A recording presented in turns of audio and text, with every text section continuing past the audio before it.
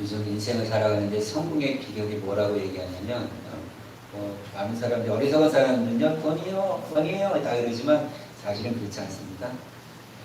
인생의 성공에 있어서 가장 중요한 것은 관계입니다. 관계. 그렇죠? 장사하시는 분들은 이 관계가 얼마나 중요한지 알죠?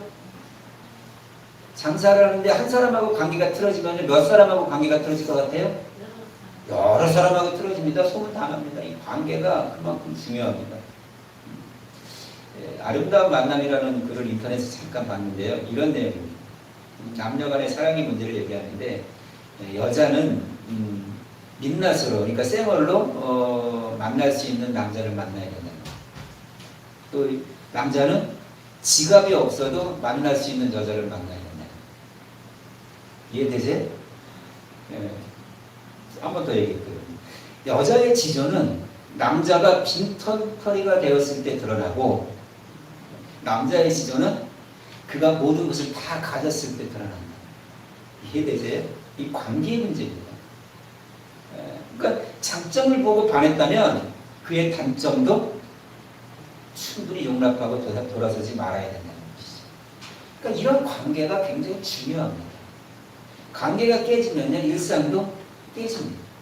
관계가 깨지면 다 뭐예요? 그렇게 친한 사람도 불편한 대상이 되는 거예요. 그러니까 이렇게 조금 전에 얘기했던 이런 관계라면은 좀 행동하는 것도 다르지 않겠습니까? 사랑이란 말입니다. 성숙한 사랑은 자기 중심으로 생각하는 게 아닙니다. 남을 먼저 생각할 수 있는 것이 사랑입니다. 그러니까 좀 이런 사랑이 있기 때문에 그의 삶의 모습이 바뀝니다. 마찬가지죠. 하나님의 은혜로 구원을 받고 성령을 통하여 하나님의 사랑이 끊임없이 부어지는 가운데 살아가는 삶은요 역시 다르겠죠. 하나님의 사랑을 알기 때문에 인생이 바뀝니다. 하나님의 사랑을 누리기 때문에 하나님의 계명을 지킬 수밖에 없는 것이죠. 나를 구원하신 그 하나님의 사랑을 알기 때문에 그 구원의 간격 속에서 하나님을 더 사랑한다고 고백하고 그 마음을 갖고 있는 가운데 외적인 모양으로 표현되는 것이 말씀에 순종하고 교회를 섬기는 모습으로 살아가는 것이죠. 이런 겁니다.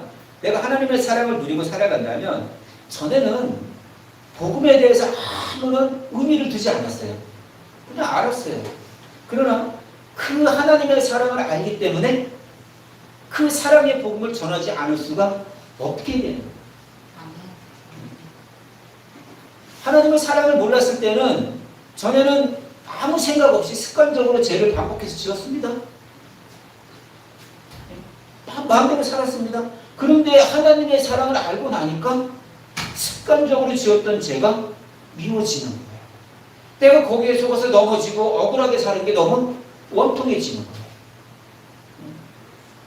그리고 그전에는 그럭저럭 교회만 다녔지만 하나님의 사랑을 알게 되니까 교회의 일에 더 관심을 갖게 되는 것이고 하나님의 일에 더 섬기게 되고요.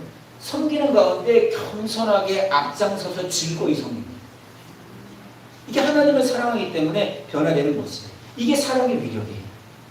여러분 연애할 때도 가만히 보세요.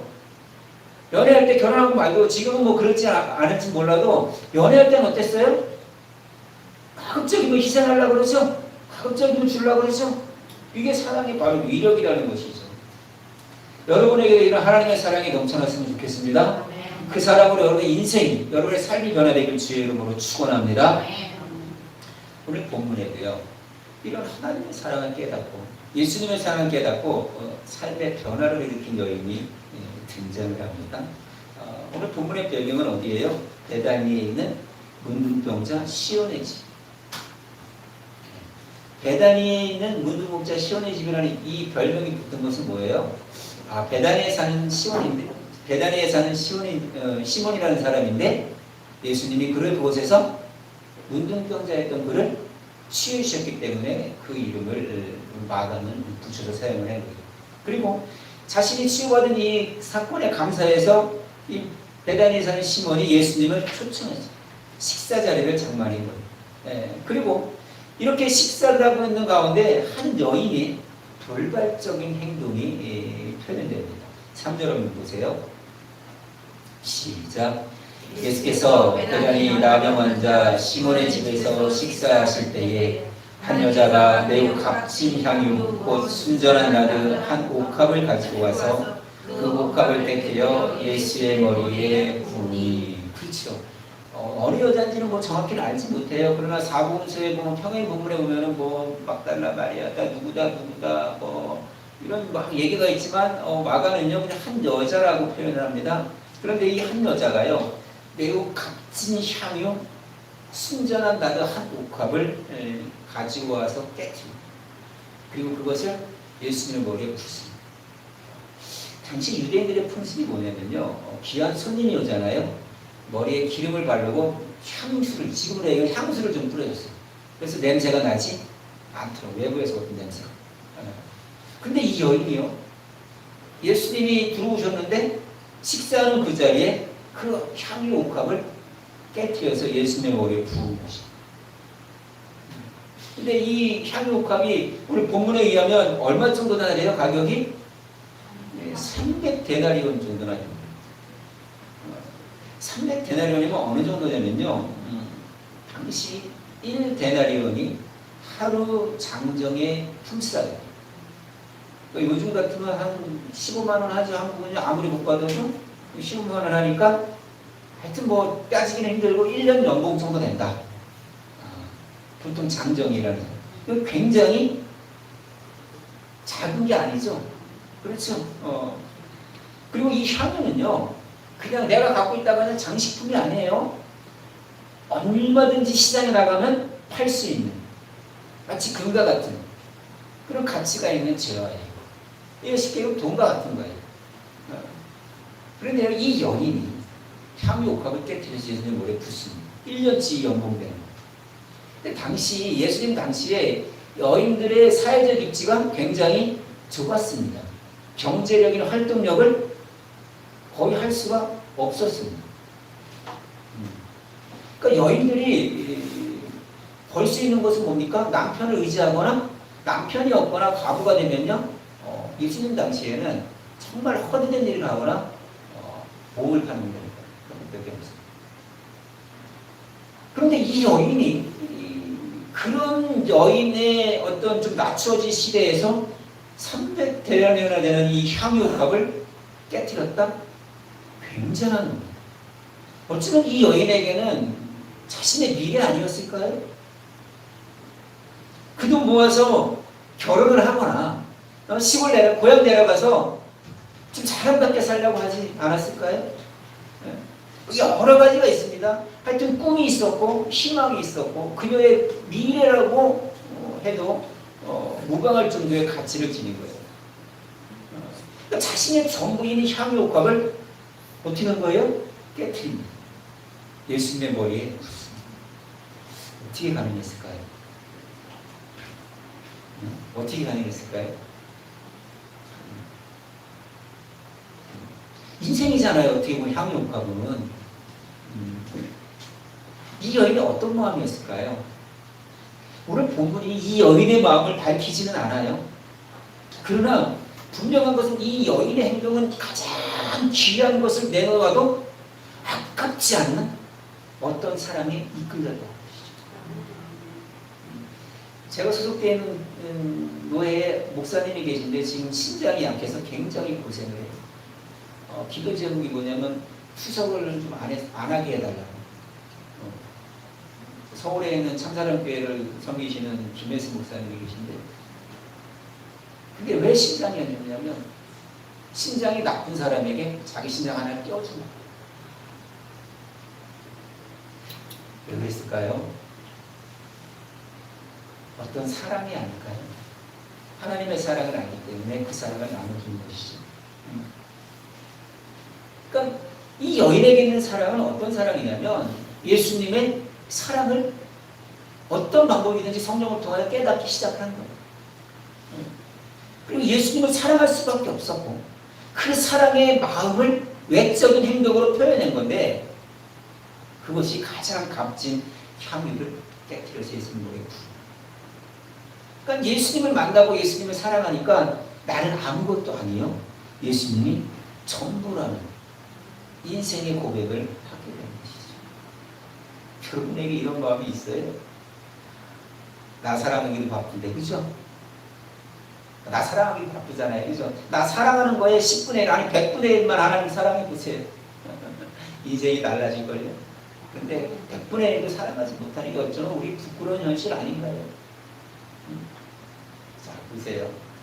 이런 부끄러운 모습이 당시에도 있었다는 거예요. 이 여인의 돌발적인 행동에 같은 자리에 있던 일부 사람들이, 요한복음의 제자들이라고 해요. 제자들이라고 표현합니다.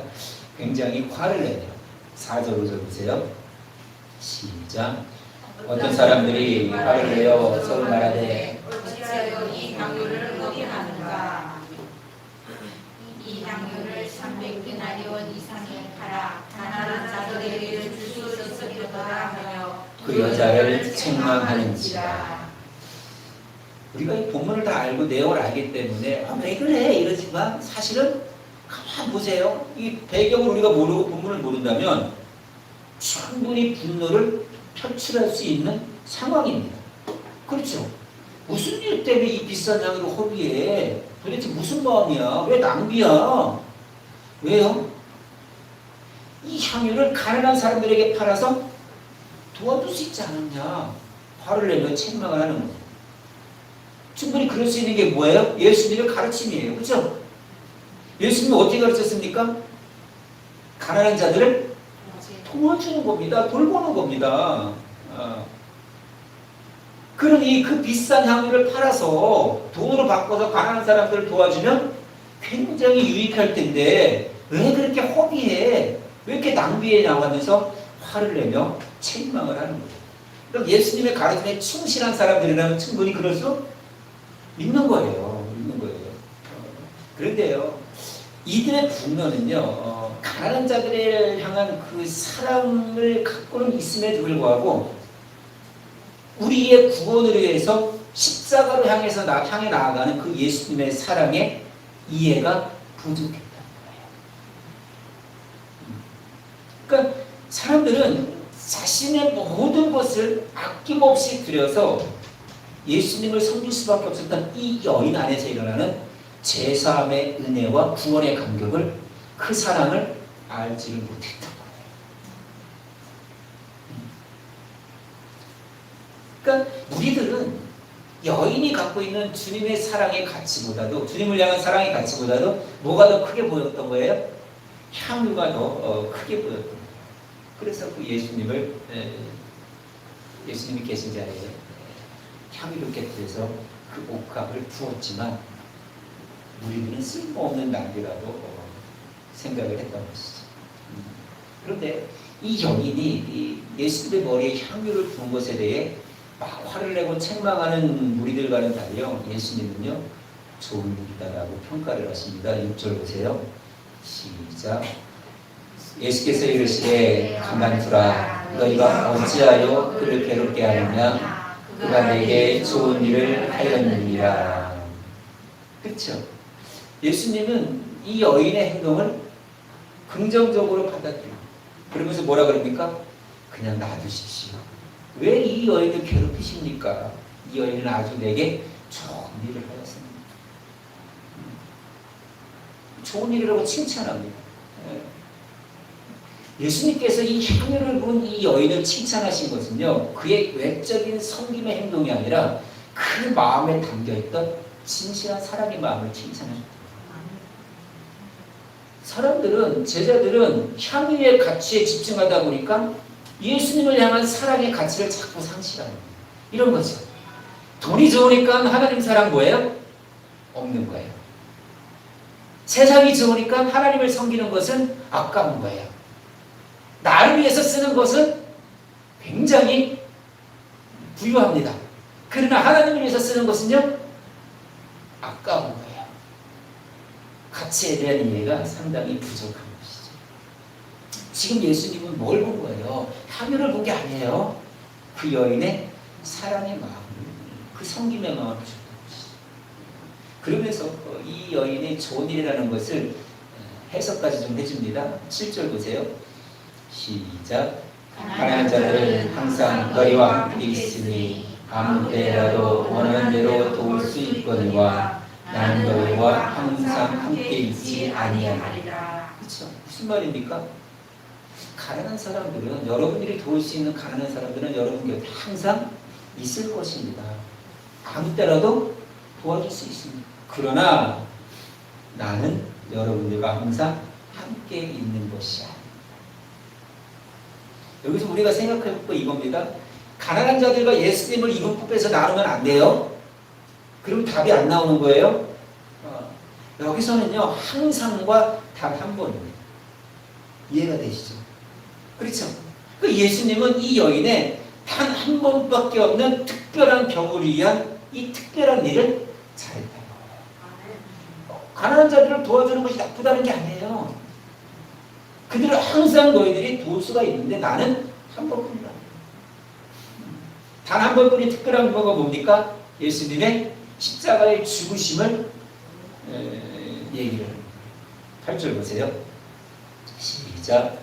그는 힘을 다하여 내 몸에 향유를 부어 내 장례를 미리 준비하였느니라. 그렇죠. 이 여인이 향유를 부은 것은 예수님의 장례를 준비했다는 거예요. 그러니까 예수님 당시에도 그렇고 지금도 그렇지만 사람이 죽으면 향품을 넣어야 안 나요? 향품을 넣죠. 그 향유를 좀. 그러니까 말없는 이 여인의 이 가치 있는 섬김이요. 온 인류를 구속하기 위해서 정말 외롭게 스스히 걸어가는 예수님의 마음에 큰 위로가 된 것이고 하나님의 십자가의 구원의 섭리가 끊임없이 이루어지고 있다는 것을 우리는 볼 수가 있는 것이고요. 그것을 기념한 사건이라는 것을 예수님은 설명을 해주십니다. 그러면서 예수님의 말씀이 뭡니까? 이 여인이 한 행동은 복음이 전해지는 것 어느 곳에서도 기억된다. 이 말씀을 하시는 것입니다. 오늘 본문에 보면은 이 여인의 행동과는 달리 굉장히 화를 내고 책망하는 무리들이 등장을 합니다. 제자들입니다. 요한복음에서는 돈깨를 맡은 자가 앞서서 책망을 했다. 지금 이런 다투이는 모습이 이 시대의 교회에도 참 많이 있다는 것이죠. 좋은 일을 하려고 하지만 본질을 잃어갑니다. 본질을 잃어가요. 그렇죠? 여러분 잘못된 열심이 얼마나 해악한지 아시나요? 잘못된 열심은요, 자신이 잘못한 거 알아요? 몰라요? 몰라요. 바울이 그랬어요. 바울이 한때 잘못된 열심으로 교회를 핍박하고 교회를 무너뜨리는 것이 옳은 일이다. 그러니까 좋은 일이 문제가 아니라 사실이 그 다툼은요, 누구를 위한 좋은 일이 되느냐가 문제인 것이죠. 오늘날 교회에도 참 좋은 일을 많이 합니다. 그렇죠? 나쁜 일은 아니에요.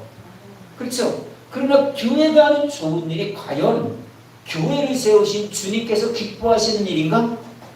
스스로에게 교회는 물어야 됩니다. 내가 하는 일이 하나님 기뻐하시니까? 오늘 본문처럼 어떤 이들이 말하는 것처럼 가난한 사람들을 돕는 것이 잘못된 것이 아니라 예수님을 향한 여인의 마음을 몰랐다는 거예요. 자신들의 유익을 위해서 하는 일보다도 주의 나라와 복음을 위해서 애쓰는 일에 대한 이해가 부족했다는 거예요. 그렇게 생각하다 보니까 교회가 왜 그런 일을 해? 제가 옛날에 사역할 때, 중국에서 사역할 때 막 전도하려고 막 애쓰고 교회에 새신자 오면 선물 주겠다고 막 하니까요. 그때 당시에 어떤 분이 반대를 하시더라고요. 예. 전도를 막 하자고 막 선물 사자고 하니까 막 반대를 하시더라고요. 그래서 너무 마음이 아팠어요. 왜 반대하는 거예요? 이유는 그거예요. 그거 주기 위해서 교회에 나오게 하면은 안 된다는 거예요. 알아서 나와야지. 뭐가 좋은 거예요? 뭐가 옳은 거예요? 그렇게 얘기하면서 그 사람은 뒷짐지고 구경하는 사람이에요. 참 안타깝죠. 뭐가 좋은 거예요? 복음을 위해 수고하는 것이 좋은 거 아닌가요? 참 신기한 것은요. 예수님을 사랑하기 때문에 내가 하는 헌신이요. 누군가는 화를 낸다는 거예요. 왜 누가 그렇게 열심히 섬기는 거 보고 삐지고 질투하고 싫은 소리 할까요? 왜 그럴까요? 나와는 다른 거예요. 내 생각과는 다른 거예요. 나는 그렇게 하지 않았다는 거예요. 화를 내는 이유가 뭐예요? 나와는 맞지 않는다는 거예요. 나랑 틀린다는 거예요. 내 방식대로 하겠다는 거예요. 그게 옳은 겁니까? 그게 옳은 게 아니잖아요. 그렇죠? 자신의 의도대로 자신의 주도대로 일을 처리해 나가려고 하는 마음 결코 옳은 마음이 아닌 거예요. 교회 공동체는요. 섬김에 있어서 항상 나보다는 우리예요. 아멘. 우리보다는 하나님이에요. 아멘. 그런데 자기 중심적으로 생각하니까 섬기는 사람마저도 힘 빠지게 하고 섬기는 사람도 눈치 보면서 섬겨요. 오늘 교회가 막 한참 부흥하는데 교회가 깨진 일이 있었어요. 깨진 이유가 뭐냐면 피아노가 있는데 한 장로는 피아노를 강대상 위에 오른편에 놔야 됩니다. 또 한 장로는 미관상 피아노를 밑에 놓는 게 좋겠습니다. 서로 다투기 시작한 거예요. 두 장로가 다투니까 편 갈라요 안 갈라요? 편 갈라요. 그리고 서로 주장하다가 수근수근 되다 보니까 강대상 위에 우편에 있는 장로편과 강대상 아래에 놓자는 장로편이 갈라져요. 이들이 지금 하는 게 뭐예요? 좋은 일이잖아요. 그죠? 목적은 서로가 좋다는 거 아니에요. 그런데 서로가 좋지만 자기의 개인적인 목적이 더 충실하다는 거예요. 강단을 예쁘게 하려고 하는 것이 누구를 위한 거예요? 다투는 건 누구를 위한 거예요? 자기를 위한 거예요. 나중에 교회가 깨지고 나서 이 두 장로가 한 10년 후에 만났대요. 그러면서 이 얘기를 하더래요. 웃으면서. 우리 왜 싸웠어요? 우리 뭐 때문에 싸웠어요? 참. 물론 하나님께서 그렇게 교회를 깨뜨리신 분명한 이유도 있죠. 사도행전에 예루살렘 교회는 하나님 깨뜨리잖아요. 그렇죠? 흩트지 않으니까. 예루살렘과 온유대와 사마리아와 땅끝까지 가야 되는데 안 가고 예루살렘에 똘똘 뭉쳐있으니까 하나님 깨뜨리시는 거. 하나님의 방법. 그럼에도 그 과정에 쓰임받는 사람들은 참 부끄럽죠. 그러니까 우리는요. 나의 어떤 헌신을 위해서 나의 주장을 내세워서는 안 돼요. 나를 인정받으려고 내가 칭찬받으려고 사람에게 드러내려고 하면 안 돼요. 여러분이 하는 일이 하나님의 기쁨이 돼야 돼요? 사람의 기쁨이 돼야 돼요? 근데 왜 사람의 기쁨이 되려고 그러죠? 여러분들이 하는 일이 하나님께 칭찬을 받아야 돼요? 사람에게 칭찬을 받아야 돼요? 그때 참 엉뚱한 일을 한다는 거예요. 눈에 보이는 결과로 칭찬을 받기 위해서 이루어지는 과정을 전혀 생각하지 않는 거예요. 그러니까 남이 어떻게 됐든 나만 잘 되면 되는 그런 부끄러운 행동으로 살아간다는 거예요. 참 안타깝죠. 여러분 기억하세요. 내가 정말 누군가를 사랑한다면 사랑하는 그 사람 자랑하고 싶지 않으세요? 네? 그 사람의 삶을 했기 때문에 그 사람 생각만 나요. 그 사람만 보고 싶어지는 거예요. 그래서 바울도 뭐라 그럽니까? 복음에 미친 바울이 스스로 뭐라 그래요? 내가 미쳤어도 하나님을 위한 것이요. 안 미쳤으면 당신들에게 복음을 전하기 위해서 안 미친 겁니다. 그러면서 그리스도의 사랑이 나를 강구한다는 겁니다. 예수님의 사랑 때문에 어쩔 수 없이 미친 듯이 복음을 전한다. 여러분들도 거듭나면요 이렇게 변화가 돼요. 때로는요 신앙이 좋은 사람은요 믿지 않는 사람들에게 정신 나갔다는 소리를 들어요. 이게 정상이에요. 믿지 않는 남편이요 야 교회는 다녀도 미치지 마라 미치지 마. 그럼 뭐라 그래야 돼요? 당신도 나처럼 미치기를 바래. 여러분 거듭나면요 삶이 바뀝니다. 성숙합니다.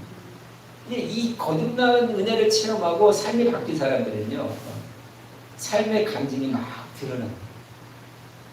자기를 막 자랑하고 하나님을 자랑해. 그 간증하는 가운데 뭐가 굳건히 세워집니까? 내가 예수님을 증거하리라 라는 결단이 세워집니다. 자기 자랑으로 끝나는 간증은 잘못된 간증이에요. 그러나 자기 자랑과 하나님 자랑을 하는 가운데, 나의 변화된 얘기를 하는 가운데 내가 이렇게 살겠다고 결단하는 데까지 나아가는 것이 간증의 이유. 그러니까 이렇게 거듭나고 간증의 삶을 살아가는 사람은요, 복음을 전하는 가운데 많은 어려움을 당합니다. 예수님 믿는 것 때문에 핍박을 당합니다. 고통을 당합니다. 그러는 가운데도 내가 이 길을 가는 것이 내가 사랑하는 예수님이 걸어가신 발자취를 따르는 것이라는 것을 고백하게 됩니다. 왜요? 예수님을 정말 사랑합니다. 여러분들에게도 이런 사랑이 넘쳤으면 좋겠습니다. 이런 사랑이 넘치면요, 이거 어떻게 표현해야 돼? 맛을 봐야 맛을 알죠. 그죠? 이 사랑의 맛을 정말 보시길 주의 이름으로 축원합니다. 보세요. 사실 누군가를 사랑하면요, 그 사람이 잘 되길 바랍니다. 그렇죠? 그리고 그 사람을 자랑합니다. 그 사람을 이해하려고 애씁니다. 그러다 보면 자신에 대해서는 조금은 소홀해지는 거예요. 그렇죠? 먹는 것이 서로 사랑하는 가운데 식사를 하러 가도 항상 뭐라 그래요? 당신 사랑, 당신 좋아하는. 왜요? 사랑하기 때문에 나는 아무래도 괜찮아요. 복음을 위해 살아가는 사람은 마찬가지죠. 하나님을 사랑하기 때문에 복음을 전하는 사람들은 내가 어떤 상황에 빠져도 복음을 전하겠다는 결단을 하는 거예요. 한 번 전하고 포기할 복음이 아니에요. 내가 죽는 날까지 복음을 전하겠다고 다짐하십니다.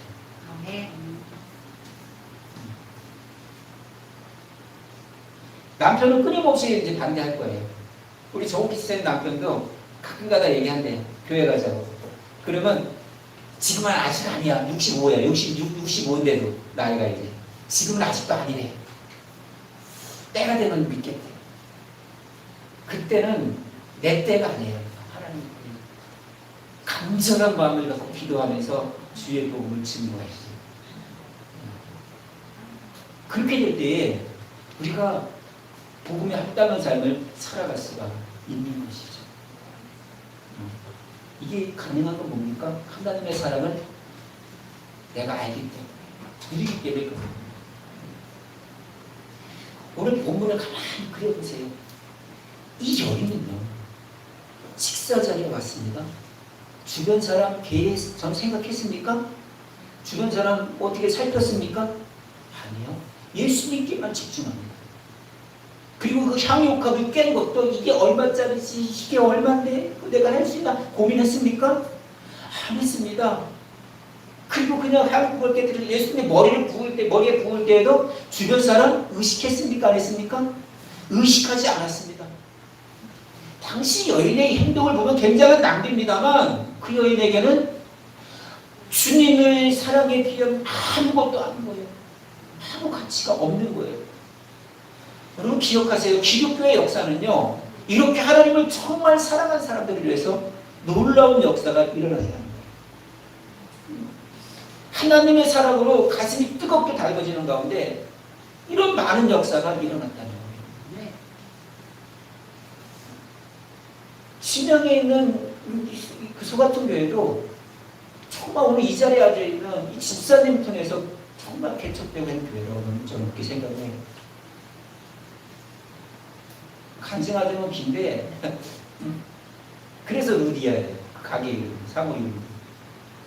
마치 바울이 빌립보에 가서 개척한 그 교회.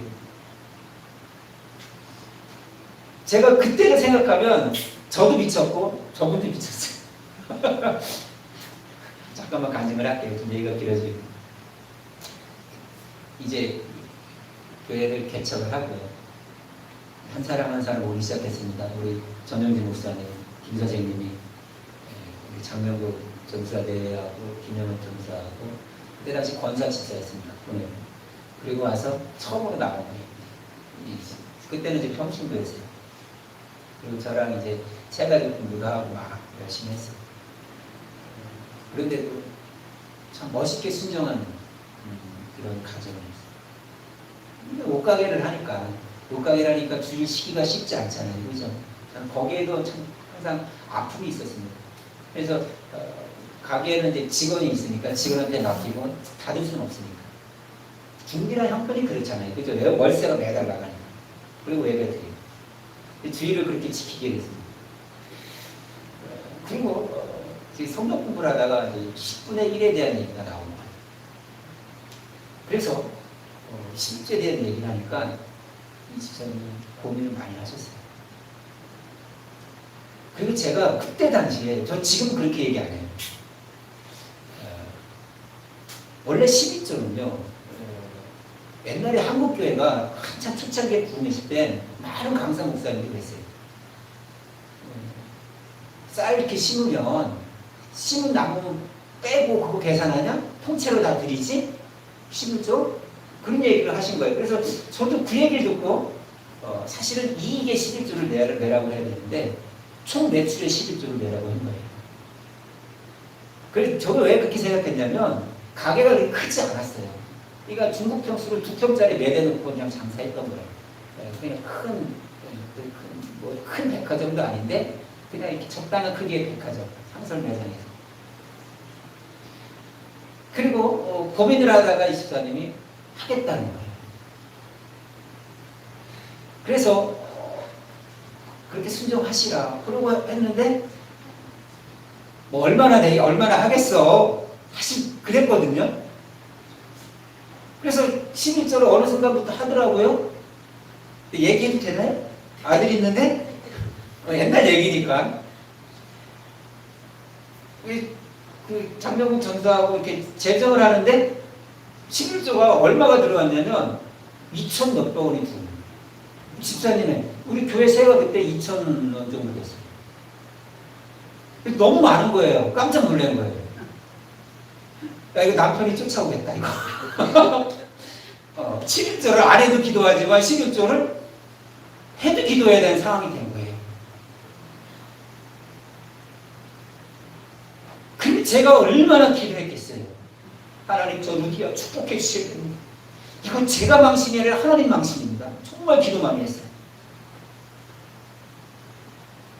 그런데 신기하게도 몇 달 지나서 가게를 하나 늘리겠대요. 매대가 하나 늘어났어요. 그래서 확장 예배를 드렸어요. 확장 예배 드리면서 얘기했어요. 이 사업자는 성교하는 사업자는 얘기해요.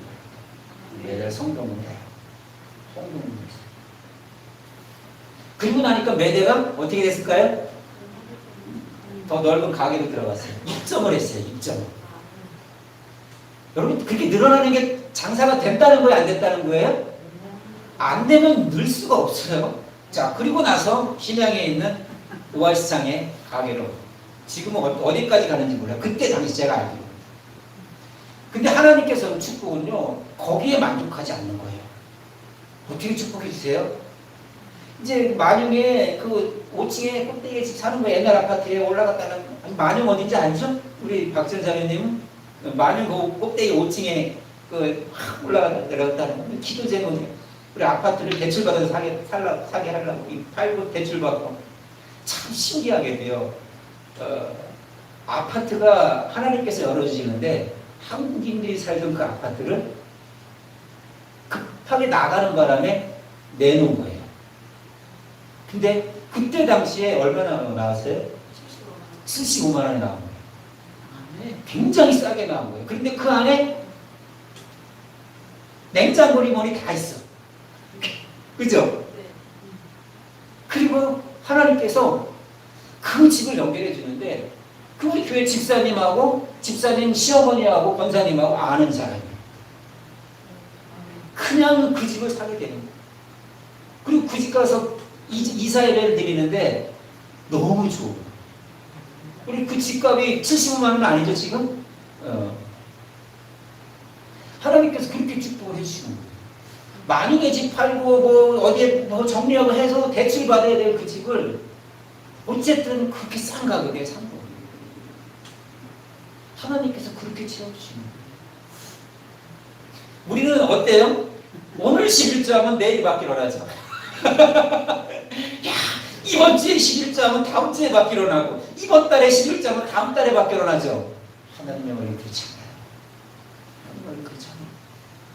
그 믿음을 보시고 때가 되면 하나님께서 멋지게 응답해 주시는 거예요. 이 집사님이 축복을 받으니까요. 주변에서 서로 11조 하겠대. 주변에서 서로 11조 하겠대.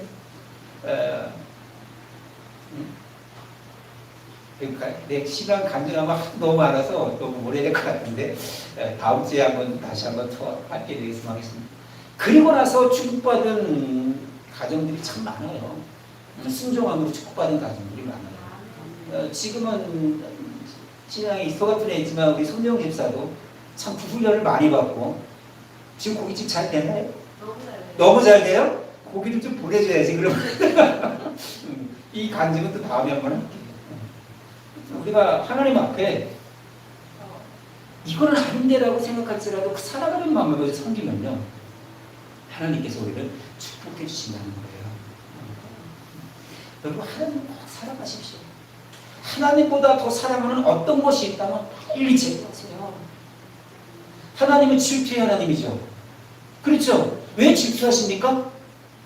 사랑하기 때문에 질투하는 거예요. 우리를 사랑하기 때문에. 우리를 사랑하는데 우리가 딴 데 기웃거리고 딴 걸 사랑해 보세요. 그러면 어떻겠어요? 네? 교회 가면 남편이 딴 여자 쳐다보고 막 다녀보세요. 어떡할 거예요? 하나님의 마음도 그런 거예요. 여러분이 하나님을 사랑하고 섬기는 가운데 하나님과 재물을 동시에 하려고 애쓰지 마세요. 할 수가 없어요. 어떤 분은요, 나는요, 하나님도 잘 섬기고요, 세상에서는 이렇게 다 해야 됩니다. 할 수 있습니다. 그러니까 주님은 뭐라 그래요? 세상을 사랑하는 것만큼 하나님을 미워하게 돼 있다는 거예요. 세상을 중히 여기는 만큼 하나님을 가볍게 여긴다는 거예요. 여러분들이 하나님의 말씀에 귀담아 듣고 하나님을 사랑함으로 말씀에 순종하십시오. 그리고 순종은요, 거창한 일이 아니에요. 큰 일이 아니에요. 여러분의 일상에서 소소한 작은 일들을 순종해 나감으로써 하나님께 인정받는 거예요. 그리고 그 소소한 일에 순종하는 가운데 어떤 큰 일이 벌어질 때도 순종할 수 있는 힘이 생기는 거예요. 작은 일도 순종 못하는데 어떻게 큰 일에 순종해요? 보이지 않는 작은 일에 소소한 일에 순종하시길 주 이름으로 축원합니다. 여러분이 작은 일에 순종하는 것이 여러분들의 믿음이고요. 여러분들의 그 순종의 믿음이 하나님을 정말 사랑하는 거예요. 하나님의 사랑에 빠진 존재가 되기를 주의 이름으로 축원합니다. 그러니까 사랑은 일방적이진 않아요. 인격적입니다. 서로 주고받는 거예요. 사랑을 할 때 어떻게 인격적인 관계가 가능하냐면 이런 겁니다. 여러분 정말 사랑하면요 설렘이 있고요 떨림이 있다는 거 아세요? 네? 딸들은 보세요. 딸들은 좋은 일이 생겨도 누구 찾아요? 엄마 그러죠. 또 나쁜 일이 생겨도요? 엄마 깜짝 놀라요. 엄마 슬플 때도요? 엄마 왜 엄마 찾아요? 사랑하니까 그래요. 사랑하니까. 그리고 엄마를 믿고 힘차게 딸이 엄마라고 부를 때 엄마 마음도 설레는 거예요. 좋아서 설레죠. 놀라서 설레죠. 이게 인격적인 사랑이라는 거예요. 우리의 사랑도 하나님을 신뢰하는 가운데 인격적인 사랑이 돼야 돼요. 여러분들이 하나님을 누구라고 불러요? 아버지라고 부르잖아요. 아빠, 아버지라고 부르잖아요. 그 하나님을 부르는데 설렘이 없어요? 여러분이 어떤 상황에서도 아파도 아버지라고 불러야 돼요. 힘들어도 아버지라고 불러야 돼요. 기뻐도 아버지라고 불러야 되고. 그럴 때에 그 인격적인 사랑이 계속 유지가 되는 것이고요. 그 하나님 역시도 우리가 아버지라고 부를 때 안타까운 심정으로 우리의 음성을 들으신다는 거예요. 우리의 작은 신음에도 응답하시는 그 하나님, 우리를 연약한 가운데 품어주시는 그 하나님, 그 하나님으로 여러분들이 풍성한 은혜의 삶을 살기를 주의 이름으로 축원합니다. 우리가 하나님과 동행하는 방법이 바로 이거예요. 우리가 하나님과 동행 시리즈를 계속 배우잖아요. 하나님과 동행할 수 있는 것이 어떻게 가능한 거예요? 사랑하기. 사랑하기 때문에 함께 가는 겁니다. 끝까지 가는 겁니다. 사랑하기 때문에. 말씀을 좀 마무리하겠습니다. 이 향유컵을 깨뜨린 이 여인은요, 참 예수님을 정말 사랑했기 때문에 놀라운 일을 했고요. 그 놀라운 일이 세상과는 전혀 맞지 않는 엉뚱한 일이었음에도 불구하고 큰 사랑을 보였기 때문에 하나님과 동행하는 삶을 살 수 있었던 것이죠. 신앙은 이런 겁니다. 신앙생활은 이런 거예요. 사랑하기 때문에 헌신하는 거예요. 사랑하기 때문에 섬기는 거예요. 사랑하기 때문에 좀 더 낮은 위치에서 주님을 더 사랑할 수밖에 없는 거예요. 그러니까 주님을 사랑하기 때문에 헌신이 있고, 그리고 헌신하기 때문에 주님의 사랑을 알아가고, 주님의 사랑을 알아가기 때문에 더 헌신하는 거예요. 이게 신앙이에요. 이 성숙한 신앙이 되는 거예요. 우리의 신앙의 고민은 뭘까요? 과연 이런 감격을 매일 경험하고 살아가느냐? 내가 이 하나님의 사랑에 빠져 정말 믿음으로 살아가느냐? 이 문제 아닐까요? 어떤 분들은요, 어떤 교인들은요, 집회를 하면 참 은혜를 많이 받습니다. 근데 집회 속에서 은혜를 받지만 그 기간이 한 달이나 가나요? 일주일? 하루? 왜 그럴까요? 그때 경험했던 그 사랑이 다시 경험되지 못하는 거예요. 다시 채워지지 못하는 거예요. 사랑이 식는 거예요. 그리고 사랑이 식은 그 자리에 그 사랑을 대체할 다른 사랑이 침투한다는 거예요. 그렇기 때문에 하나님을 향한 이 사랑의 마음을 여러분들이 끊임없이 다잡고 다짐하시고 순종하세요. 하나님을 사랑하는 사랑의 외적인 모습은요, 여러분들이 살아가는 교회를 향한 마음과 행실에서 드러나는 거예요. 그리고 교회를 사랑하는 정말 진실한 마음 가운데 나타나는 그 삶의 모습은 경건의 자리를 만드는 거예요. 예배의 자리를, 말씀의 자리를, 기도의 자리를. 그렇게 될 때 여러분의 마음 가운데 그 사랑이 식지 않는 거예요. 하루에 1시간도 예수님 생각하지 못하고 산다는 게 맞아요? 예수님 생각하는 거 어떤 거죠? 기도하는 거 아니에요? 그죠? 기도하는 거잖아요. 예배 드리는 거잖아요. 말씀 보는 거잖아요. 그 시간을 1시간도 못한다?